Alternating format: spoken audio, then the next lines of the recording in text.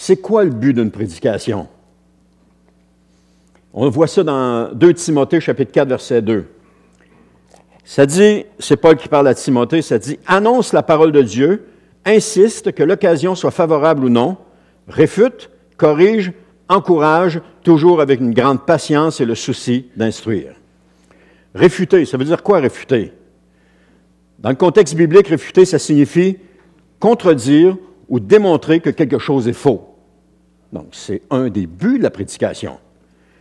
C'est-à-dire qu'il est faux à la lumière de la vérité de la parole de Dieu. C'est donc un acte intellectuel et spirituel qui vise à exposer les erreurs doctrinales, les idées contraires à l'Évangile ou les comportements non conformes à la vérité biblique. Paul va dire à Timothée, réfute. Ensuite, il lui dit corriger. Dans le contexte biblique et particulièrement en lien avec la prédication, ça signifie redresser ce qui est dévié ou erroné.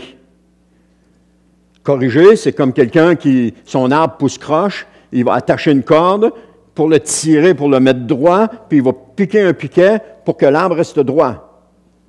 Après un certain temps, il va pouvoir défaire la corde et l'arbre va pousser droit. Alors ça, c'est corriger.